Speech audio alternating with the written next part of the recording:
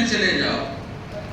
اللہ نہیں چاہتا ہے کہ بندے جہنم میں جائے، جہنم کا دروازہ بند کر دیا ہوا ہے، اور ایک اسپیشل جو ہے نا دروازہ رکھ دیا اللہ تعالیٰ نے جنت میں روزے دار کے لیے، اس میں کوئی دوسرا داخل نہیں ہوگا۔ روزہ دار چلا جائے گا اندر، دروازہ بند۔ تو یہ وہ مہینہ ہے جس میں اللہ تعالیٰ نے یقیناً اپنے بندوں کے ساتھ خیر کا ارادہ فرمایا ہے۔ اس مہینے میں اگر کوئی آدمی نیکی نہیں کر پاتا، اچھے کام کا ارادہ نہیں بنتا، اس کے لیے آگے نہیں بڑھتا، حرکت نہیں کرتا، طبیعت نہیں چاہتی، تو اس سے اچھا موقع اس کو زندگی میں کبھی نہیں ملے گا۔ آپ جان جاؤ کہ شاید اللہ تعالیٰ نے اس کے ساتھ برا ارادہ کیا ہو، اللہ تعالیٰ اس کو خیر سے محروم رکھنا چاہتا ہے، اور جہنم کا راستہ ایسے شخص کے لیے آسان ہو جاتا ہے۔ وہ گویا جہنمی جیسا عمل کرتا چلا جاتا ہے۔ یہ مہینہ مومنوں کے لیے باعث رحمت ہے، لیکن جو فاسق ہیں، فاجر ہیں، گنہگار ہیں، تو سال بھر تانڈو مچاتے رہتے ہیں، اس قسم کے لوگ تو اور گمراہ ہو جاتے ہیں۔ اس کو سمجھ میں نہیں آتا بھوک پیاس کی کیفیت اور اس کی مصلحت، اور مذاق اڑاتا ہے روزے کا، شریعت کا وغیرہ۔ تو میرے عزیزوں اور بھائیوں، اس مہینے میں نیک کام انسان کو کر ہی لینا چاہیے، چونکہ اس سے اچھا موقع اس کو نصیب نہیں ہوتا ہے۔ اللہ کے رسول صلی اللہ علیہ وسلم کا اس مہینے میں تو ڈھیر سارے کام ہوتے تھے، اچھے اچھے اور بڑے بڑے نمونے آپ نے اپنی امت کے لیے چھوڑے ہیں۔ وقت چونکہ کم ہوتا ہے، اس لیے میں اختصار کے ساتھ اپنی باتوں کو رکھتا جا رہا ہوں۔ روزے میں اللہ کے رسول صلی اللہ علیہ وسلم مسواک بہت زیادہ کرتے تھے۔ اب مسواک کرنا ایک پرانی سنت ہے، قدیم عادت، فطری چیز، فطرت کس کو بولتے ہیں؟ العادہ القدیمہ اختارها اللہ للانبیاء، وہ پرانی عادتیں، سنتیں، خصلتیں جس کو اللہ تعالیٰ نے تمام نبیوں کے لیے مشروع قرار دیا ہو۔ آدم علیہ السلام کے لیے بھی، نوح علیہ السلام کے لیے بھی، ابراہیم علیہ السلام کے لیے بھی، اور جتنے انبیاء ہیں، یعنی وہ اچھی چیزیں ہیں جن کو اللہ تعالیٰ نے تمام امت کے لیے، تمام نبیوں کے لیے مسنون اور مشروع قرار دیا، جیسے ناخن کاٹنا، بغل کے بال اکھیڑنا، زیر ناک کی صفائی کرنا، ہے نا، کلی کرنا۔ تو یہ سب چیزیں ہیں فطری چیز، ہر دور میں یہ چیزیں رہی ہیں۔ مسواک کرنا یہ بہت بڑی خوبی اور خیر کا ذریعہ ہے۔ اللہ کے رسول صلی اللہ علیہ وسلم حضرت عائشہ رضی اللہ تعالیٰ عنہ فرماتی ہیں، رأیت رسول اللہ صلی اللہ علیہ وسلم یتسوق ما لا احصی وهو صائم، کہ اللہ کے رسول صلی اللہ علیہ وسلم اس قدر زیادہ، اتنا زیادہ مسواک کرتے تھے کہ میں شمار نہیں کر پاتی تھی، اور آپ روزے کی حالت میں ہوتے تھے، روزے کی حالت میں کثرت سے آپ مسواک کیا کرتے تھے، اور بتاتی ہے کہ مجھے ڈر لگتا تھا کہ شاید کہیں آپ کے مسوڑے اکھڑ نہ جائیں۔ کیا راز ہے اس میں؟ اس کو ہم اگر طبی لحاظ سے، سائنسی اعتبار سے سمجھنے کی کوشش کریں گے تو ماہر ڈینٹسٹ ڈاکٹر باسل مفتی، ان کا کہنا یہ ہے کہ جب لمبے سمے تک آدمی کھانے پینے سے بچا رہتا ہے، بھوک لگ جاتی ہے، پیاس کی کیفیت پیدا ہوتی ہے، اور عام طور پر چونکہ آدمی کو باقی دیگر 11 مہینے میں کھانے پینے کی عادت رہتی ہے، اور رمضان میں لمبا بھوکا رہنا پڑتا ہے دن بھر، اور رات کے سمے میں وہ کھاتے ہیں، تو اس لمبے انترال کے چلتے دانتوں کی بیماریوں کا ایک سبب بھی بن سکتا ہے۔ ایسی صورت میں آدمی کو کم سے کم 3 بار برش کرنا چاہیے، اور برش کرنے میں بھی اس بات کا اہتمام کرنا چاہیے کہ دیر تک آپ نہ لگیں۔ کیوں؟ چونکہ دانتوں کے اوپر ایک باریک پالش ہوتی ہے، اگر وہ زائل ہو جائے، اکھڑ جائے، گھس جائے تو آپ کے لیے کھانا پینا مشکل ہو جائے گا۔ اللہ تعالیٰ کی قدرت دیکھیے کیسے کیسے اللہ پاک نے بندوں کے لیے انتظام کر دیا. اگر وہ جھلی ختم ہو جائے گی، پالش اتر جاتی ہے دانت کے اوپر سے، تو پانی پینا بھی مشکل ہو جائے گا. تو برش 15 سے 20 سیکنڈ تک آپ رگڑیں، کبھی اس کو زبان پر بھی رگڑیں. اللہ رسول صلی اللہ علیہ وسلم کو بعض صحابہ نے دیکھا مسواک کرتے وقت آپ اپنی زبان پر بھی رگڑ رہے تھے تاکہ اس کی بھی صفائی ہو جائے. اور چونکہ یہ زیادہ دیر تک منہ کے اندر اگر سکھاؤ ہے نا، منہ خشک رہتا ہے، لعاب نہیں بن پا رہا منہ میں، تو اس سے بھی آپ کے جگر، معدے ہے نا، یا منہ اور دانتوں کی مختلف بیماریاں پیدا ہو سکتی ہے. اور مسواک کے اندر عجب تاثیر اللہ رب العالمین نے رکھی ہے. مسواک سے کیا ہوتا ہے؟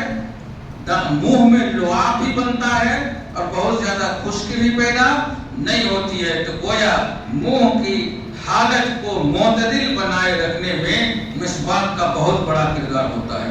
رسول اللہ صلی اللہ علیہ وسلم نے فرمایا کہ السواک مطہرۃ للفم ومرضاۃ للرب، کہ مسواک کرنا منہ کی صفائی کا ذریعہ ہے اور رب کو راضی رکھنے کا ذریعہ ہے.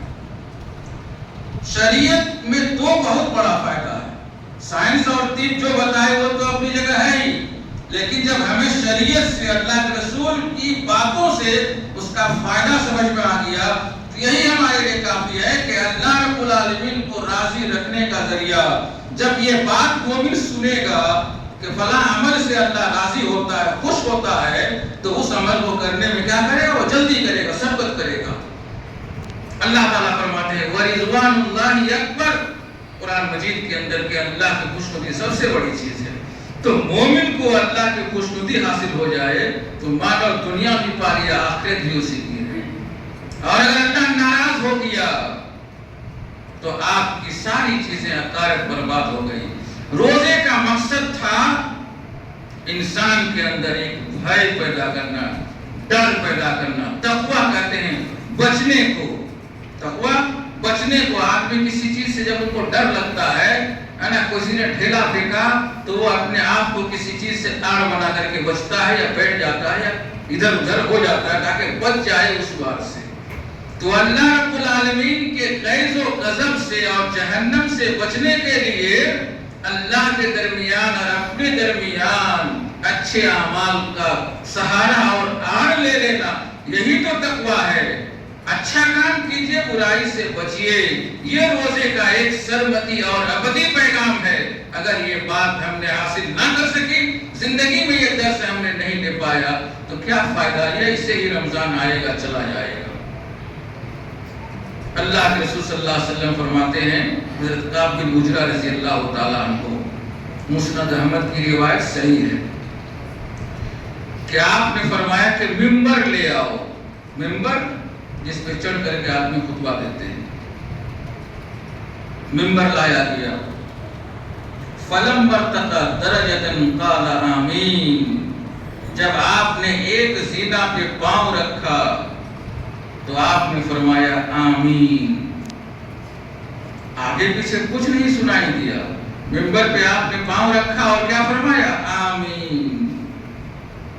فلم ارتقى الدرجة الثانیہ، جب دوسرا زینہ آپ چڑھے، دوسری سیڑھی پر آپ نے پاؤں رکھا، قال آمین، پھر آپ نے آمین فرمایا.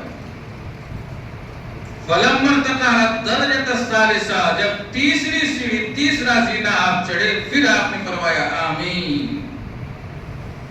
تو معلوم ہوا کہ ممبر پہ کتنے زینے ہونے چاہیے؟ 3. کبھی نیچے بھی آدمی کھڑا ہو، کہیں بیچ میں کھڑا ہو، جہاں مناسب ہے. لیکن یہ نہیں کہ ایک ہی پہ کھڑا ہونا چاہیے، ایسا کچھ نہیں. جہاں حالات کے حساب سے بہتر ہو آدمی کھڑا ہو جائے. تو پھر جب آپ ممبر سے اترے تو صحابہ کرام تھے نا، وہ تو خیر کے متلاشی ہوتے تھے. وہ جاننا چاہتے تھے کہ آخر وجہ کیا تھی. انہوں نے پوچھا کہ اللہ کے رسول سمینا اليوم منک شیئا لم نکن نسمعہ، آج ہم نے آپ سے کچھ ایسی باتیں سنی پہلے کبھی نہیں سنی تھی. کیا ہے آپ فرمائیے.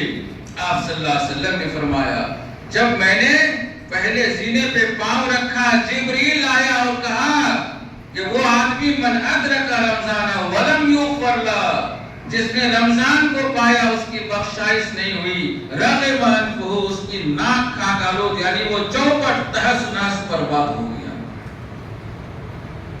پھر جب میں نے دوسرے زینے پہ رکھا، جبریل نے پھر میرے کان میں یہ بات کہی کہ وہ آدمی خسارہ اور برباد ہو گیا، تباہ ہو گیا، جس نے اپنے والدین کو، باپ اور ماں دونوں کو بڑھاپے میں پایا یا کسی ایک کو، اور اس کی سیوا اور خدمت کر کے جنت کا مستحق نہیں بن پایا۔ اب اس کے بعد پھر جب آپ نے تیسرا زینہ چڑھا تو جبریل نے پھر ایک بات آپ کے کان میں فرمائی کہ من ذکرت عنده ولم يصلی علی رغم انفہ، کہ جن کے یہاں جس مجلس میں جن کے پاس میرا ذکر ہو محمد صلی اللہ علیہ وسلم کا، اور آپ نے اس کے اوپر نبی صلی اللہ علیہ وسلم کے اوپر صلی اللہ علیہ وسلم نہیں فرمایا، تو گویا آپ ناکام ہو گئے، نامراد ہو گئے، آپ کے ناک کان میں مٹی بھر گئی۔ تو یہ رمضان پانے کے بعد بدنصیب کون؟ اللہ کے رسول کی زبانی جبریل نے مہر لگا دیا گویا۔ جبریل وہی کہتے ہیں جو اللہ کی طرف سے اس کو اجازت ملتی ہے۔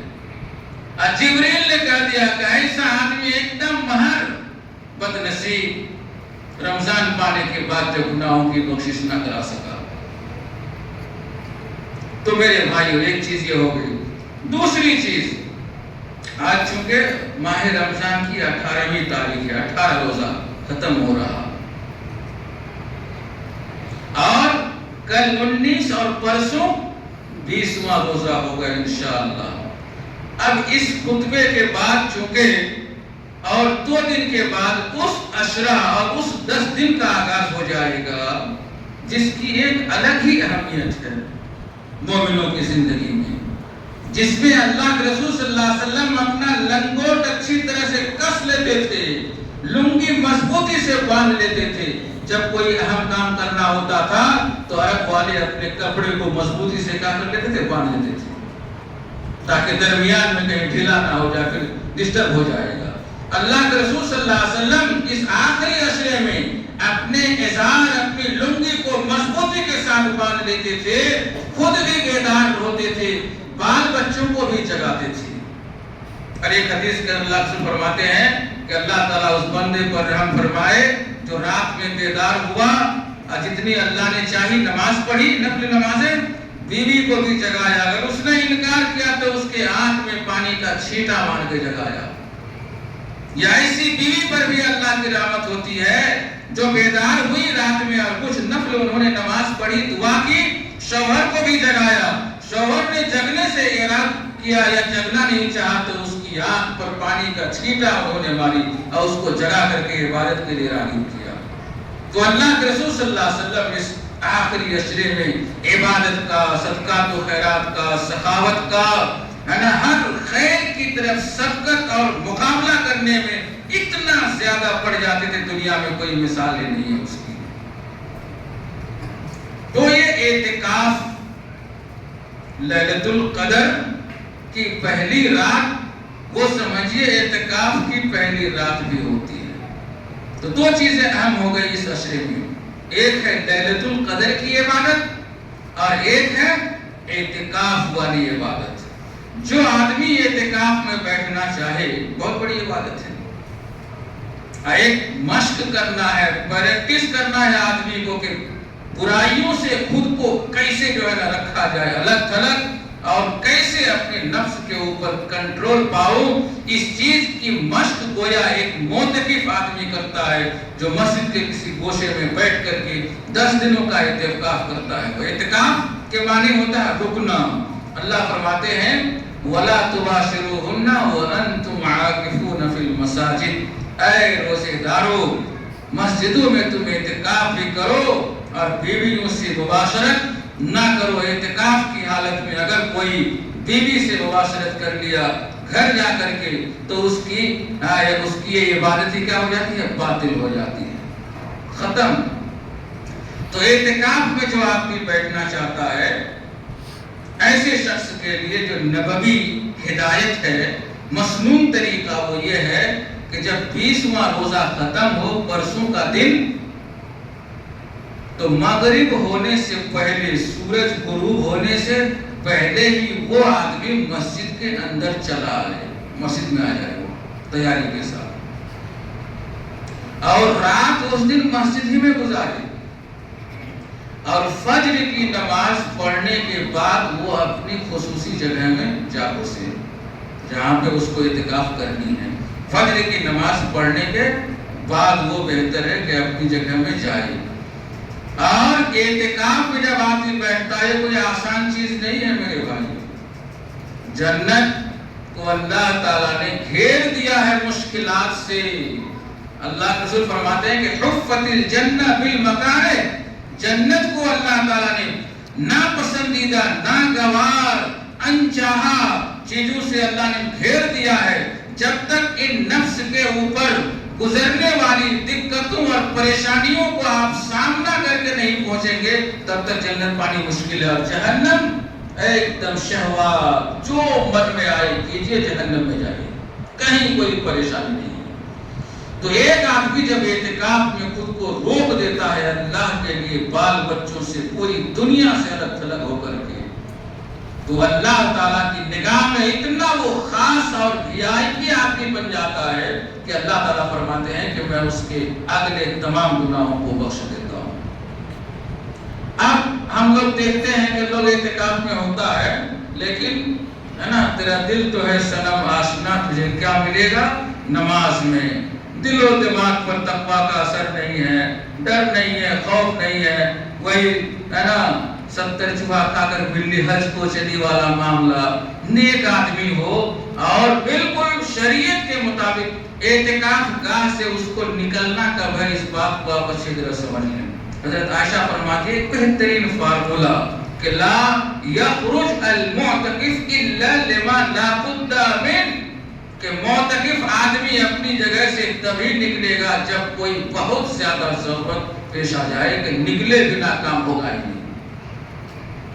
آپ سمجھ سکتے ہیں، قضائے حاجت کے لیے چلا گیا، پیشاب پاخانہ کے لیے، یا سامنے دیکھ رہا ہے کہ ایک بچہ ایکسیڈنٹ ہو گیا، اٹھانے والا کوئی ہے نہیں، گاڑی میں دب گیا ہوا، جان بچانے کے لیے اس کو جانا ہے، آگ لگ گئی، اس کی ضرورت ہے بغل میں، اس کو نکل کے جانا ہے بچانے کے لیے، کوئی ڈوب رہا ہے، ایسے شخص کو بچانے کے لیے جانا، سانپ آ گیا، بچھو آ گیا، یا اس طرح کے موذی جانور، اس کو نکل جانا ہے مارنے کے بعد پھر آ کر کے اپنے یہاں۔ البتہ کوئی مریض کی عیادت وغیرہ یا جنازے میں جانے کی ضرورت نہیں ہے، اس کے لیے نکلنا مناسب نہیں ہے، چونکہ جنازہ کیا ہے، فرض کفایہ ہے۔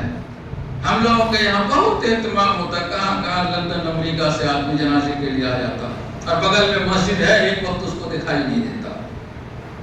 تو جنازہ اگر کوئی ایسا قریبی آدمی ہے کہ نہ جانے یا اس کی عیادت میں نہ جانے کے چلتے ہے نا رشتہ ٹوٹنے کا یا ایک عداوت اور دشمنی کا سبب بن سکتا ہے، سامنے والا سمجھ نہیں رہا، وہ سمجھے گا کہ دیکھو اتنا قریب بھی نہیں آ رہا ہے، تو اگر اس طرح کا معاملہ ہو، مصلحت ہو، تو تھوڑی دیر کے لیے ہے نا وہ آدمی اس وقت جا سکتا جب رشتہ ٹوٹنے کا ڈر ہو، تب ایسے ہی نہیں کہ بس چلا گیا ہو۔ تو ان حالتوں میں وہ اعتکاف سے نکل سکتا ہے اور اس کے لیے جائز ہے۔ کھانا لانے والا اگر کوئی نہیں ہے، گھر سے کوئی نہیں ہے، ایک سمبھاوک جو ہے نا سمسیا، تو وہ اس کو جا کے کھانا کھا لینا ہے، کھانا بہتر ہے کھانا لا کے جا کر، تاکہ زیادہ ٹائم اس کا باہر نہ گزرے۔ اب موبائل کا مسئلہ ہے، موبائل کا مسئلہ بہتر یہ ہے کہ معتکف موبائل رکھے ہی نہ 10 دنوں کے لیے، کیونکہ موبائل رکھے گا تو ٹپ ٹاپ کرے گا ہی وہ، اور نوجوان لڑکا اگر ہو تو اس کے لیے تو بہت آسان ہے، وہ رات بھر دیکھتا ہی رہ جائے گا، سوچے گا کہ ہم نے قیام اللیل کر لیا۔ بہت ضروری ہے تو آپ چھوٹا والا موبائل رکھیے صرف بات کرنے کے لیے، تاکہ ضروری بات ہو تو آپ کر لیں۔ طبیعت خراب ہو جائے بہتر ہے کہ ڈاکٹر صاحب کو وہاں بلا لیجیے آپ فون کر کے کسی کے ذریعے، اور ضرورت پڑی اگر بلاتے نہیں آپ کو چیک اپ کرانے جانا ہے، طبیعت زیادہ بگڑ گئی پھر تو آپ کو جانا ہی، چاہے آپ واپس آ پائیں یا نہ آ پائیں، اللہ تعالیٰ آپ کو اپنے ارادے کے حساب سے ثواب دے دے گا۔ اور یہ پہلی رات لیلۃ القدر ہوتی ہے، وقت ختم ہو گیا۔ لیلۃ القدر آپ جانتے ہیں، ہر سال سنتے ہیں کہ 83 سال 4 مہینہ اتنی عمر پا لینا بہت بڑی اللہ کی طرف سے جو ہے رحمت ہے۔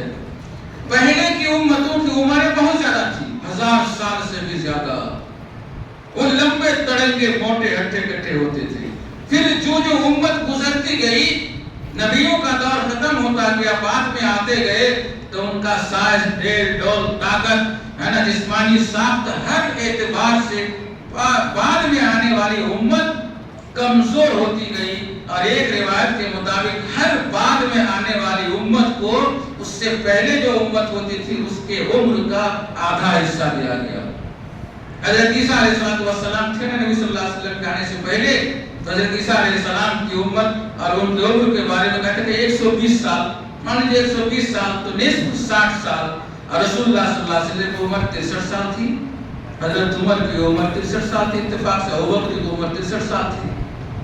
تو 60 سال اگر کسی کو عمر مل گئی اور اس نے اپنی بخشش کا سامان لے کے دنیا سے نہیں گیا تو قبر کے اندر ہی اس کا عذاب ایسا شروع ہوگا، قیامت تک چلتا رہے گا، اور آخری فائنل عذاب جہنم میں دائمی طور پر جانے کے لیے قیامت کا فیصلہ ہو جائے گا۔ ایک روایت کے اندر ہے کہ اگر 60 سال آپ کی عمر ہو گئی اور آپ نے اپنے لیے نہیں سامان فراہم کر سکا تو مرنے کے بعد اللہ تعالیٰ آپ کا کوئی بہانہ نہیں سننے والا ہے، کوئی بہانہ نہیں سنے گا۔ تو اس امت کی عمر 60 سے 70 سال ایک منیمم جو ایج ہوتی ہے، عمر ہوتی ہے وہ، باقی کچھ لوگ جیسے جہاں پڑا میں سید حاجی ہیں، دیکھیں 125-30 سال کی تقریباً اس کی عمر ہو رہی ہے، تو بہت کم ایسے لوگ ہوتے ہیں جو 100 سال کی عمر پا لیتے ہیں، ورنہ 60 سال کے بعد آدمی ہے نا جسمانی طور پر، شاریرک طور پر کمزور ہو جاتا، اور ہر وہ کام جو جوانی میں کرتا تھا وہ کرنے کی چاہت نہیں ہوتی۔ اور اگر آج کے جب کہ یہ سب بیماریاں، ڈائبٹیز ہے نا، کولیسٹرول، بلڈ پریشر اور دس دیٹ وغیرہ بیماری میں، تو جوان آدمی ہی بوڑھا ہو جاتا ہے، چلنے پھرنے کی طاقت ہے نا، جسم کے جوڑوں میں جو ہے کمزوری، درد ہے نا، بینائی، سماعت، ان تمام چیزوں کا متاثر ہو جاتا ہے۔ تو ایسی صورت میں آپ کو 60 سال کی عمر پانے کا انتظار نہیں کرنا ہے، آپ دیکھیے کہ 10 سال سے زیادہ آپ کی عمر ہو گئی کہ نہیں، 15 سال کی عمر آپ پہنچ گئی کہ نہیں، تو یہ سب نماز روزہ کی فرضیت کے لیے اس کے بعد کوئی بہانہ اللہ تعالیٰ کا نہیں سنے گا۔ اتنی بڑی رات، تو اس امت میں اللہ کے رسول صلی اللہ علیہ وسلم کو پہلے کی امت کی عمر دکھائی گئی تھی، تو آپ کو تھوڑا فکر ہو گئی کہ میری امت کی عمر تو مختصر پڑ رہی ہے، اس کے برابر عمل کہاں سے کر پائے گا۔ تو اللہ تعالیٰ نے آپ کو ایسی رات عطا فرما دی کہ ایک رات اگر آپ کے مقدر میں آ گئی تو 83 سال 4 مہینے کی عبادت سے بھی بہتر آپ نے ایک رات میں بات کر لیا۔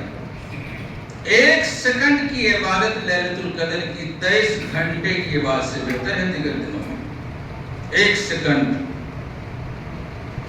23 گھنٹے سے بہتر دیگر دنوں میں، اور ایک رات کی عبادت اتنی ہو گئی۔ تو اس حساب سے ہمیں اس رات کا بھی اہتمام کرنا چاہیے، جس کو اللہ نے توفیق دیا اعتکاف میں بیٹھے۔ اعتکاف میں بیٹھنے والا اتنی نیکیاں کر لیتا کہ جو باہر رہتا وہ نہیں کر سکتا ہے۔ تو نیکیوں میں جو سبقت کرنے کا کہا ہو، حدیث ہو، لیلۃ القدر پانے کی چاہت ہو، تو ایسے شخص کے لیے بہتر ہے کہ اعتکاف میں وہ بیٹھ جائے، تاکہ وہ آدمی گویا ان راتوں کا اہتمام زیادہ کرے گا تو اللہ تعالیٰ اس کے لیے نیکی کا معیار بھی بڑھا دیتا ہے۔ عورت بھی اگر اعتکاف کرنا چاہتی ہے تو اس کے لیے بھی مسجد ہی میں اعتکاف کرنے کی جگہ بنانی ہوگی۔ رسول اللہ صلی اللہ علیہ وسلم نے کہا کہ میرا خیمہ لگا دو، صحابہ کرام نے چٹائی وغیرہ سے آپ کا ایک خیمہ تیار کر دیا۔ جب پاس بیوی نے دیکھا تو ام سلمہ نے اپنا خیمہ لگا لی، اس کا خیمہ دیکھا حضرت حفصہ نے بھی اپنا کیا کر لیا، ایک خیمہ بنا لیا۔ تو گویا سوتنوں میں جو ہے نا ایک ریس اور مقابلہ کی کیفیت پیدا ہوتی ہے نا، وہ دیکھا دیکھی خیمے لگنے شروع ہو گئے۔ آپ صلی اللہ علیہ وسلم سمجھ گئے، آپ نے فرمایا کہ ان تمام خیموں کو اٹھا کے پھینک دو، اور آپ بھی مسجد سے باہر چلے گئے، اس سال اعتکاف نہیں کیا۔ تو مطلب یہ ہے کہ للہ فی اللہ، ہے نا، کوئی ایسا جذبہ آپ کے اندر نہ ہو جس سے لگے کہ آپ دکھانا چاہتے ہیں۔ اگر یہ دکھاوا آ گیا، سب چوپٹ، سب برباد، ہماری ساری زندگی تباہ ہو جائے گی۔ اللہ رب العالمین سے ہم دعا کرتے ہیں کہ اللہ پاک تو ہمارے روزے کو قبول فرما لے۔